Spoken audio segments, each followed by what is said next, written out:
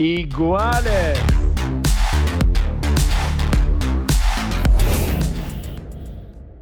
So, Hubie, welcome to the podcast set. How are you feeling? How's everything?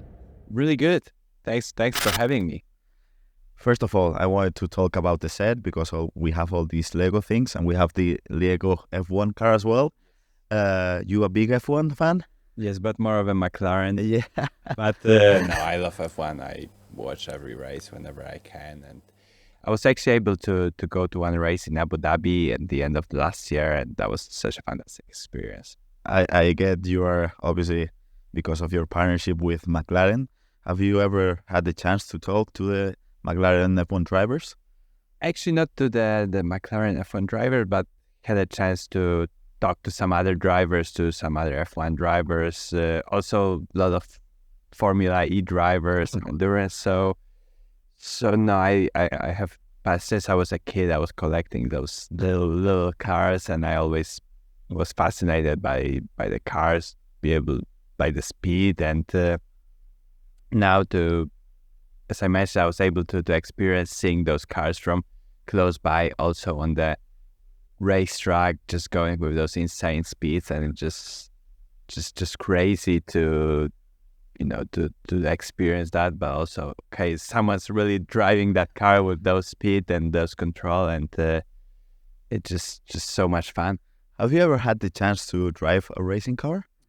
I mean, you are tall. You were tall. I don't know if you fit in in a racing car. The issue. I definitely did some go-kart. I actually was with a McLaren. I was on a track at Indian Wells, so that was something really special. I never actually drove a single-seater, so that might be a problem of my height. But just being on a racetrack, being able to push the car to its real limits and have some safety margins out there if you go out a little bit. But yeah, it's just something that I always enjoy to do, and just my passion that I love tennis, but I also love cars, and being able to drive the cars around, just enjoy the moment there. I think we should definitely ask the McLaren guys for a car of your height. I know the engineers might be a tough job, but you'll get it done. Don't worry. I like the car like this. Need a couple of hours to fix it. Another one of your passions I saw on your Instagram bio is technology, in general tech. Are you invested on that as well? Well, maybe that's so. Actually, it's a funny story. Someone had access to my Instagram account a few years ago and just put it there. So it's the tech stayed there.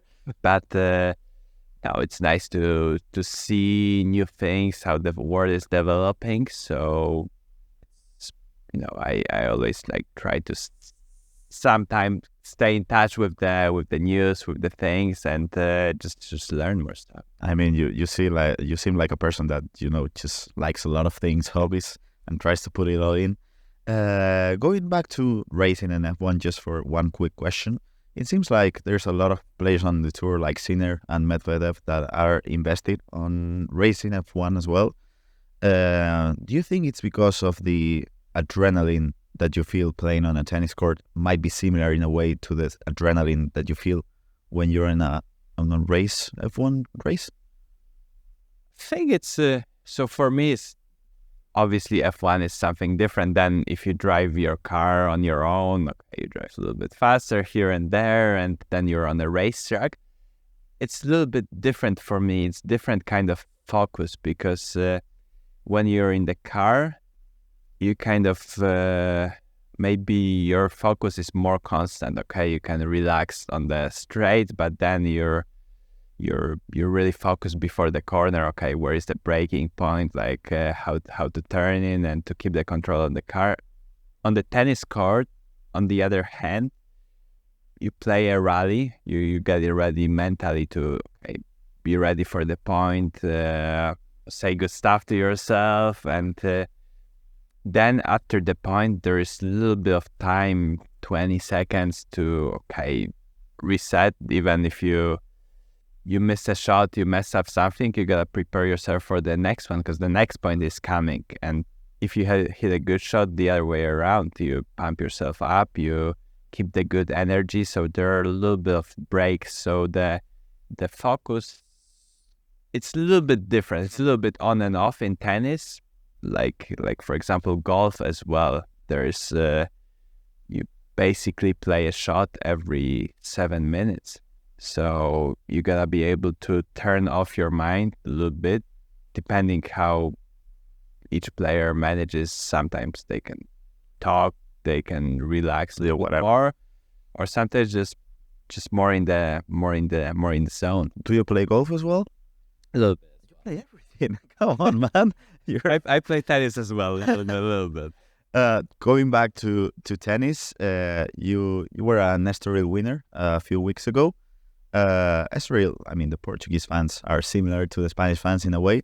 How did it feel to win the Estoril tournament? And how do you feel it's going to be the difference between playing in Estoril and playing in Madrid? Oh, it felt amazing to win a title on clay.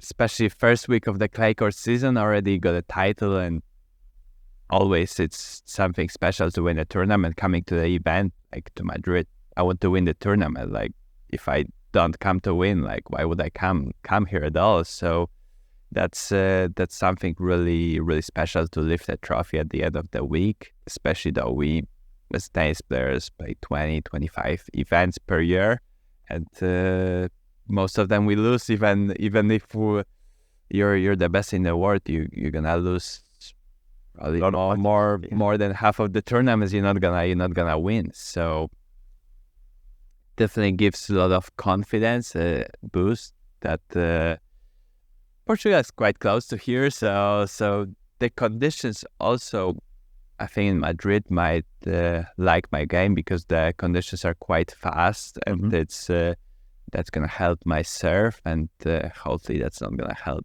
my opponents return it. And based upon that just puts me maybe a little bit ahead than, for example, in Rome when the conditions are way slower. So you need to adjust your game accordingly. I still probably can do that a little bit, but I prefer those conditions here. I mean, we do prefer them. Sorry. Oh, I had a coffee. Sorry about that. We do like your serving here as well in Madrid. I wanted to talk about how last year in your draw you had Gasquet in the round of 64, and then you have Borna in the round of 32. So it was a tough draw. And Feli mentioned on the drawing day here on Sunday that in his opinion, the Masters Mill kind of tournament is the hardest one because probably since the first match you're going to have a really tough opponent. Do you agree with him? I definitely agree, especially that those are the tournaments when now it's 10-day events, so more people are getting into the main draw, but still, like, it's harder to get in here than on a Grand Slam ranking-wise. So obviously the guys ranked 150, 200 in the world, they're still amazing players and they can put up amazing match, but just those guys closer to top 50, inside top 50, they're playing really high level, almost very consistently. So those are the trickiest tournaments, and you gotta bring up your level since the first match. Do you, when you're a tennis player, you're playing, as you said, you play 20 to 25 tournaments a year there. I mean, that's a lot of matches. Do you remember specifically, like, for example, you played against Gasquet and Borna last year. Do you remember, like, those matches on when you're just playing the next tournament, you kind of put them away? So before that tournament, you kind of get ready for the tournament mindset. Also, when you go from one tournament to the next one, you just, for me, I quickly try to adjust to different conditions, different court speed. Even though it's clay, it's every time is a little bit different. So if you don't play the same opponent that you played a week before, 2 weeks before, then you learn from those matches. You learn from the past matches. Okay, I could have done this maybe a little bit better. I could have maybe changed a few things here and there, and you work on those things in your off days, and you get ready for the next one. I mean, you should definitely get ready for the next one. Lastly, because I know we have to finish this interview, it's your media day, and you have to do a lot of stuff. I wanted to ask you if you're comfortable talking a few Spanish words, if you speak Spanish, like even a few words, or if you don't speak Spanish at all, a few English words to the Spanish fans that will be watching you these weeks. Well, it's probably better in English. That's fine. Probably Be fine. maybe in a few years I'll speak some more Spanish. But so to this camera, Yeah, that camera is fine. Hello everyone. Hello, we're here in Madrid. I just wanted to thank you guys for amazing support. I really love you seeing out here, enjoying tennis, having fun on the tournament, and really brings so much great energy to the tournament that so many of you guys show up here, and it really means a lot to the tennis players. So thanks for being here. Thanks for being here as well. Hubi, that was a pleasure. We'll let you go on your media day, and hopefully you'll crush the tournament. Thank you. Hubi. Thank you. It's great to see you. Great to see you as well.